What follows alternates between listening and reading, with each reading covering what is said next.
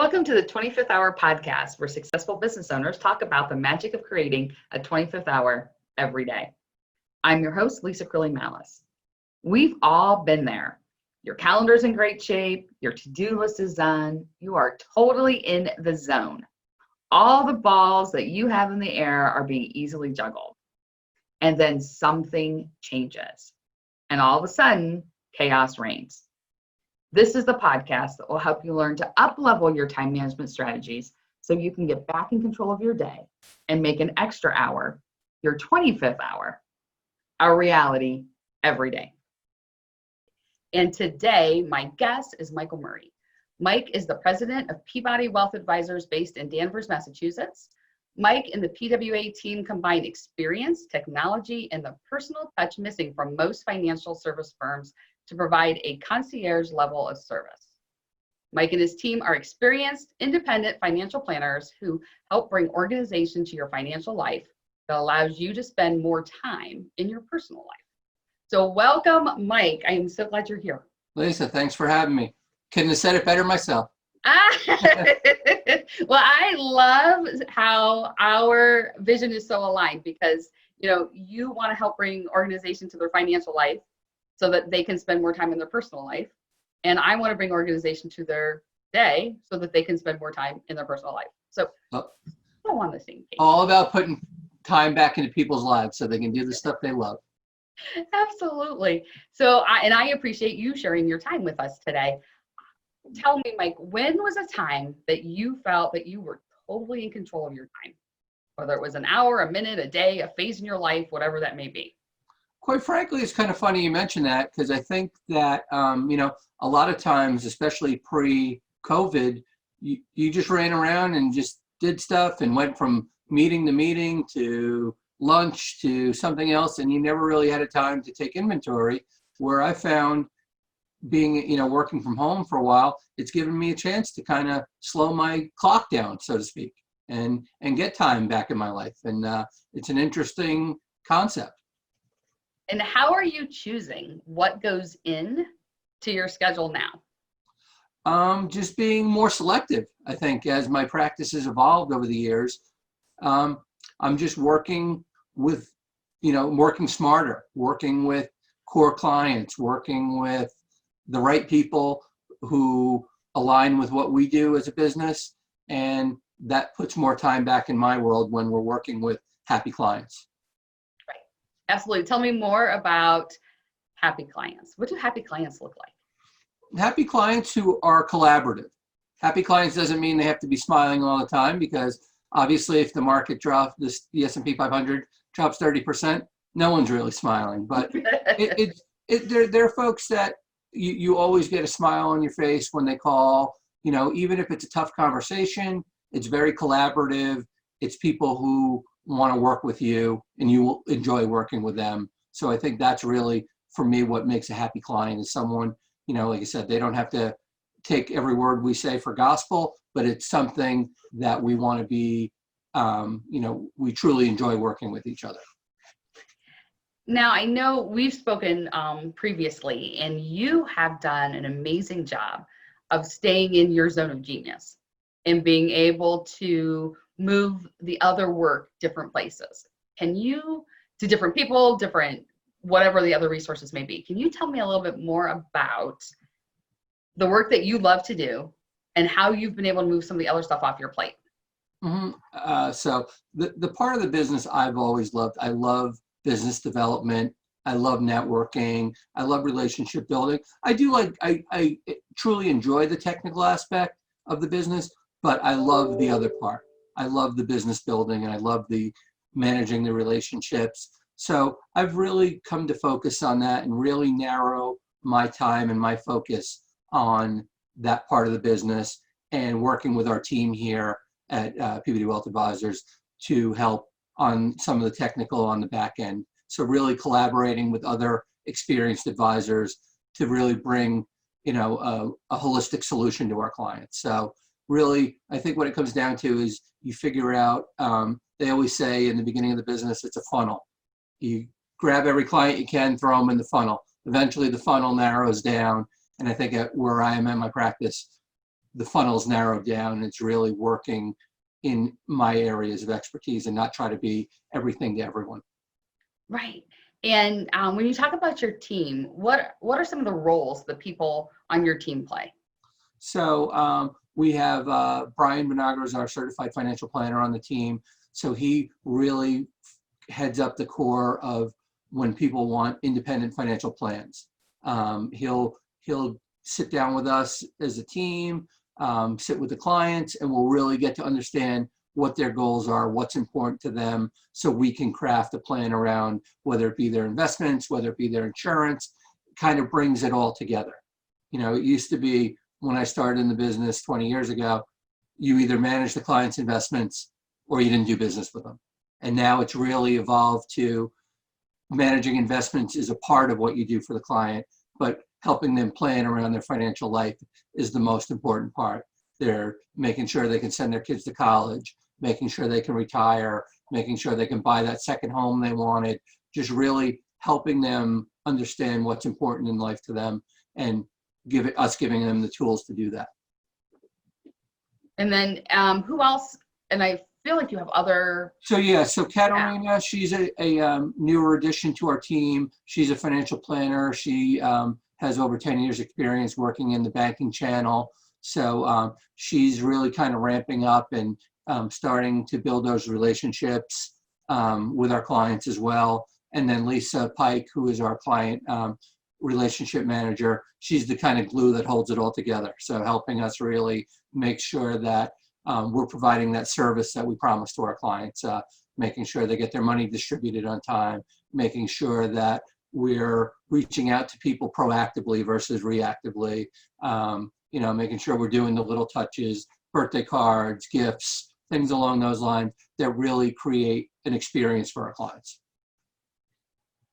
Which is so important. Like when you think about your zone of genius is building the business, and there's more to, like you said, happy clients than just making sure their money's going the places they say that they want their money to go. Like it's that whole experience piece. Absolutely. And I always use a analogy about Tom Brady, since I'm in New England, is that Tom Brady, greatest quarterback of all time. What would happen if Tom Brady didn't have a good offensive line? He wouldn't be able to throw because he'd be on his back all the time. So he'd never set any records. So you need complementary people on your team. You can't have 12 Tom Bradys. You can't have 5 Michael Jordans. It doesn't work. You need people with different skill sets that they bring to the table to make a team really work well. Right. Absolutely. So what was how did you start to form this team? What's that? Over the years, we built up, in 2017, I had a partner. I had bought his interest in the business out. And then just kind of over the years, we've assembled a team and really brought people together through personal referrals. Much like our business works, it's a lot personal referrals. So we brought people who have the skill set to help us, grow and thrive. One of the things we use is with our, we have a human resource consultant, and we use the DISC test to determine personality and determine how they fit into the overall team. I love DISC. I love DISC. Mm-hmm. If you don't mind sharing, what's your primary style? So I'm a little bit difficult because I kind of shade all 4 areas. So the good part is it makes me a little like a Swiss Army knife. The bad news is sometimes the team doesn't know which one of me they're getting. They're getting the little smiley, happy one, but sometimes they get the serious business one. So it's good. It's a mixed bag. What I think one of the things I love about DISC is that, it very clearly shows that we're all parts of all 4 styles. Yes. That, we will tend to shift one more often than another. And so every once in a while, I will find a client who is a international man of mystery, someone like you who has a lot of shading all around the circle. And they're like a chameleon. Every day there's something different. Well, yeah. So, I mean, my original background in the business, I've been in sales and operational roles. So kind of understanding both sides of the coin, both the technical aspect and the the business development aspect from it. Right. Absolutely. I'm a C. You're So C? I'm a Are C. you a high C or you're outside on that circle? Oh, I am hanging off the edge. You're hanging off the edge, right? I always Ready to move outside the circle. I am. I just tell people you can't be more C than me. So Yep. Well, there you go. You know what? like I'm all the way out on the edge. But you wouldn't want to be on part of a team that's all C's either. No, absolutely. I think that's one of the things when we talk about, how do you, how can you be more effective? How can you be more efficient? How can you save time? Part of it is understanding the people you have around you. Mm-hmm. And if they're all like you, that is not a good thing. Trust me, a lot of people tell me that. Well, maybe if they're all like you, it's a good thing. But in general, that's not the case. No, and I think what it also does is it brings a diversity of thought to the process, because if you have all people that think like you don't get places. You want dissenting opinions, and you want ideas that help make your business better. So having people who think like you isn't the best formula. Right, because you only can go so far. It's like I talk about it, like when we talk delegating, there's 168 hours in the week. At some point you're out, and if you don't bring other people in to help you do the work, you can only go so far. And I think the same thing is with personality traits and strengths and all of that. Like at some point you max out what you can do until you can bring in more diversity. You're right on the delegation part. And I think when you are building a business, that's one of the hardest skills to adapt to, because you've always been, more hands-on. I'm the owner, I'm the advisor, I'm the garbage man, I do it all. But then you start to realize there's only a certain amount of hours in the day. And if you don't delegate, then it's problematic. Your business will never grow. And the other part is that you won't, when you're not delegating, you're taking your hourly rate and doing activities that don't equal your hourly rate. And that's just bad for business. Right. What was the toughest lesson you learned when you first started delegating, if you can remember? Or maybe it was super easy for you. I shouldn't put that out there. No, you know what? Anyone who says anything is easy, managing people, they're not being candid with you. I mean, delegating is hard because you feel like you've gone from someone's almost like colleague to kind of giving them orders. You're kind of saying, I need you to do this. And it's not an easy transition from, maybe someone you hung out with. I know when I used to work for Frito-Lay, when I became a manager, the people you worked with, you're now their manager, and you were the person having a drink with them at the bar, and now you're telling them what to do. So I think it's a challenging transition, but you start to realize if you don't delegate, it's fatal for your business. You will stagnate forever if you don't delegate, and it's not easy for whoever does it. Anyone who says it's easy to delegate, I would challenge them. Let's just put it that way.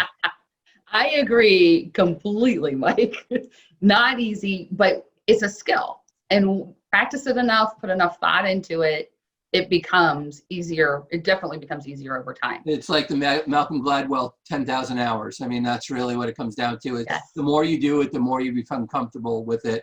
And it's not like you're doing it. You just do it because there's no choice whether to do it or not. Right. You put some time in it. I was talking to someone yesterday. She's like, yeah, I don't delegate well. I'm like, what do you mean? She goes, I just drop it and run. I was like, yeah, that's not a good plan. No. and I think that'll create longer term problems. Mm-hmm. If and people who work in a support role, they're understanding that that's what their role is, to support your practice or whatever it may be. But you have to be very clear about that. Drop and run. I mean, that doesn't really, that's avoidance. That's not delegating. Right, I know. That's like, I don't like this task, I'm going to throw it over there and hope no one notices. Yes. Like, it totally does not work that way. Something you had said earlier is sticking in my brain a little bit. You talked about your schedule pre-COVID and then your schedule now. Yep. And as things start to, whatever they do, open up, close, open up, whatever is happening in the next couple of months, what do you think, what lessons will you keep from this time that you will try to keep moving forward? I mean, this right here, the Zoom. I mean, we had this technology for years and were forced to implement it. We had like if we would have done it on our own, it would have been slow. It probably would have been a little more kicking and screaming. We were forced into it, and we come to find out that many of our clients like it, and it's more convenient. And ultimately, whatever we do, and I do, and the team does in the practice, is about making our clients' life easier. That's the emphasis. And if a husband and wife can meet us on a Zoom call, or they have to come in person, get a babysitter, arrange all the stuff, or they can meet at their kitchen table or in their living room, which would they rather do? So I think it's about delivering. So I think that not everyone is down with the Zoom, but a lot of people will be. And I think we have to adapt to what our clients are looking for. Right. I agree. I love Zoom. Yeah. Most of my business has been through Zoom anyway, but just even with networking. Yeah. I mean, the fact that, like, I'm thinking I introduced you to a friend of mine in California, and the two of you were able to connect easily from Massachusetts to California because of Zoom. And it takes down boundaries of who we can do business with. Geography is not going to be as limiting. There's a lot of upside to this. But this hybrid type of model, I think that's where it's going, and it allows you to work from wherever, with whoever you want, wherever you want. And obviously, in financial planning, you need licenses for each state, but that barrier is pretty easy to overcome. So no, I definitely see it. And if you think about it too, from a business standpoint, if I'm driving an hour each way plus traffic to meet with a client, where we can accomplish this way in 30 minutes and be more efficient, I think there's multiple benefit to that. Right, absolutely. So which brings me to the big important question on the podcast, because there's so many, but this is the big one. The 25th hour. Like, if you could create an extra hour each day, which we've already found multiple hours now just through Zoom, what would you want to do with that time? That's the easiest question I've ever got in my life. Yes. I'd be walking down the beach on the beaches in Florida, and on my way to listen to some live music, and my wife and I stopping in a local fish shack on the water. That's an easy. I have that one already planned out. So you know the answer to that one. So as you save an hour, that one's pretty much straightforward. And if anyone sees our website, I tell it right in my story. That's what I'm all about. So yeah, no, it's about giving time back for personal time. For years you spend building the business. You're, bringing in clients, managing the clients. You're on nonprofit boards. You're in the Chamber of Commerce. You're doing all these activities, and after a while, you get to a point where, hey, I've built something pretty nice here. I want to maintain it. I want to grow it smartly and delegate. And you start to figure out that, and especially with COVID, you figure out there's more important things in life. Right. There's other things that you kind of lose focus of, that maybe the focus should come back. Well, and I think your philosophy dovetails so nicely with the philosophy of your firm. Like, you want that for your clients too. Yeah. Yeah. Our front page of our website is a couple sitting on the beach staring at a sunset.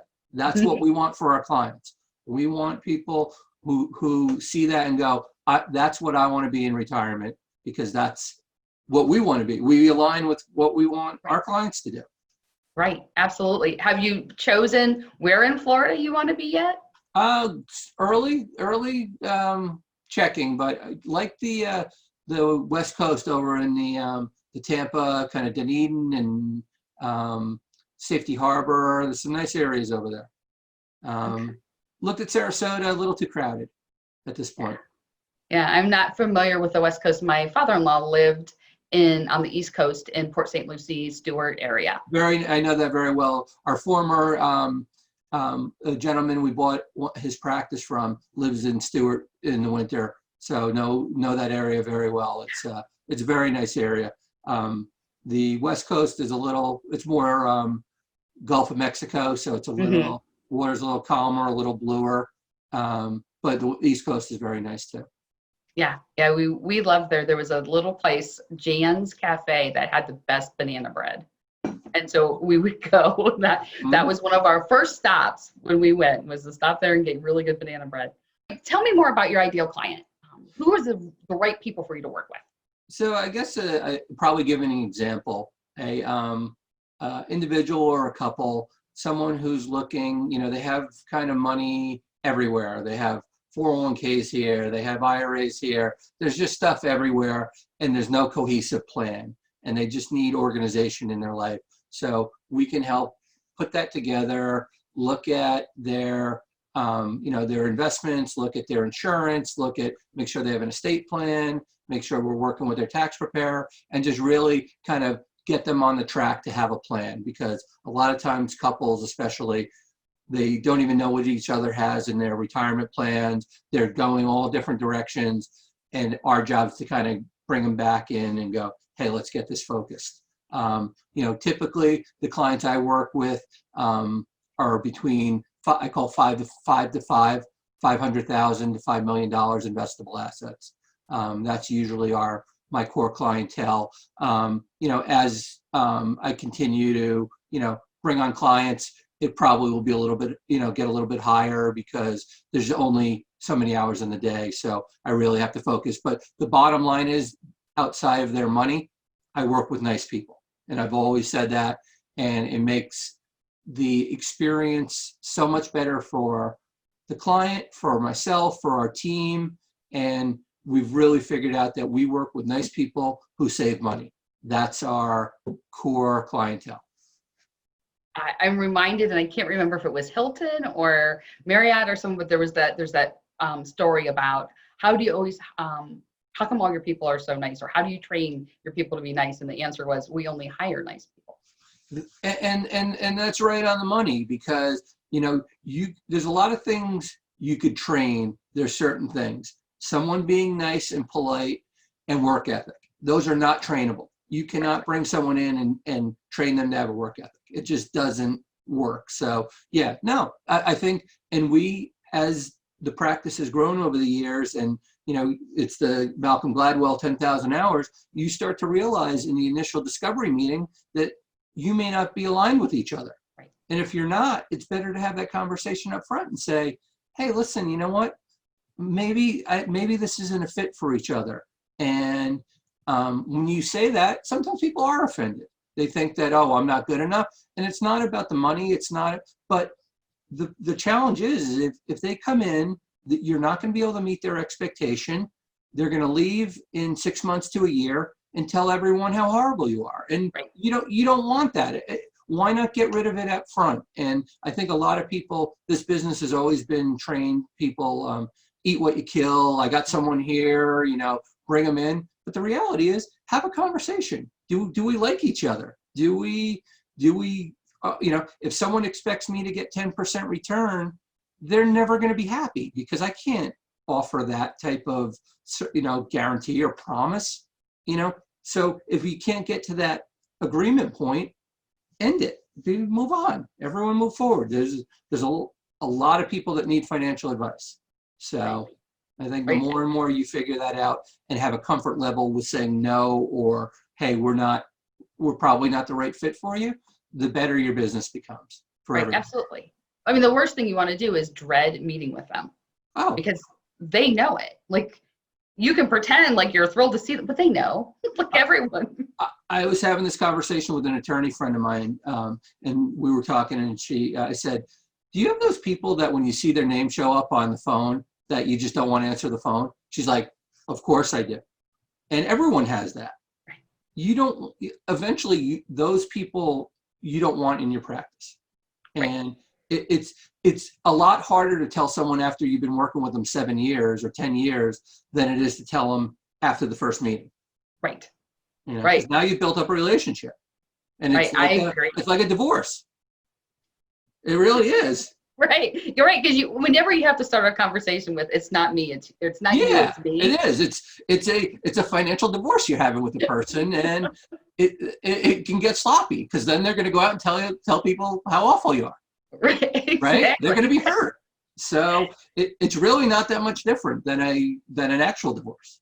I haven't thought of it that way, but I will now. Thank you for that. I'm here to paint a picture for you. It is. It's so clear now. So where can the nice people get a hold of you at?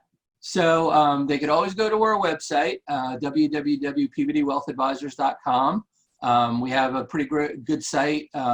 A lot of stuff, kind of what we do, how we help people, some really cool videos that talk about retirement, a variety of different subjects.